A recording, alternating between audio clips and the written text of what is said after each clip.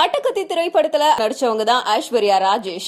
அந்த திரைப்படம் மூலமா அறிமுகமான அவங்க தொடர்ந்து திரைப்படங்கள்ல நடிச்சாங்க. காக்கா முட்டை அப்படிங்கிற திரைப்படத்துல 2 குழந்தைகளுக்கு அம்மாவா நடிச்ச அவங்களுக்கு ஏகப்பட்ட பாராட்டு மழைகள் பொழிஞ்சுது. முன்னாடி எல்லாம் சினிமா ஆசை இருக்கிறவங்க சினிமாக்குள்ள வர்றதே ஒரு கனவா இருக்கும். அதுக்கப்புறம் சினிமாவுக்குள்ள வந்தவங்களுக்கு பாலிவுட் போறது ஒரு கனவா இருக்கும். இப்போ எல்லாமே ரொம்ப ரொம்ப ஈஸியா நடந்துட்டு இருக்கு. எல்லாத்துக்குமே ஒரு லிங்க் இருந்துட்டே இருக்கு. அந்த வகையில நம்ம ஐஸ்வர்யா ராஜேஷ்க்கு அவங்க நடிப்பு மூலமா இருந்த லிங்க் மூலமாவே அவங்களுக்கு பாலிவுட்ல நடிக்கிற ஒரு அருமையான வாய்ப்பு கிடைச்சிருக்கு. ஐஸ்வர்யா ராஜேஷ் வசம் ஏகப்பட்ட திரைப்படங்கள் இருக்கு.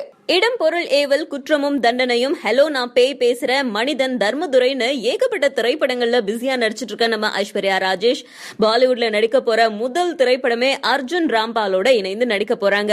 இயக்குனர், தயாரிப்பாளர், தொழில் கலைஞர்கள் இவங்கெல்லாம் யாரு அப்படிங்கிற விவரங்கள் இன்னமும் நமக்கு தெரிய வரல. பட் கூடிய சீக்கிரம் எல்லா விவரங்களும் தெரிய வரும். சோ இவ்வளவு ஷார்ட் பீரியட்ல கோலிவுட்ல இருந்து பாலிவுட் போற ஆக்ட்ரஸ்க்கு நம்மளோட வாழ்த்துக்கள். அது நம்ம ஊரில் இந்த மவுண்டோட மறிச்சு ஃபைட் எடுத்து அப்படி இருக்கும். அந்த மாதிரி அந்த ஊரில் எடுத்துக்கிட்டு மோஸ்ட் எக்ஸ்பென்சிவ் பிளேசஸில் ஷூட் பண்ணால் சொன்னேன். எனக்கு போர் அடிக்குது ரோல்ஸ் ரைஸ் ஓட்டி வேறு கார் இருந்தால் கொடுங்கன்னு சொல்கிற அளவுக்கு அங்கே எல்லா விஷயங்களும் அங்கே இருந்துச்சு.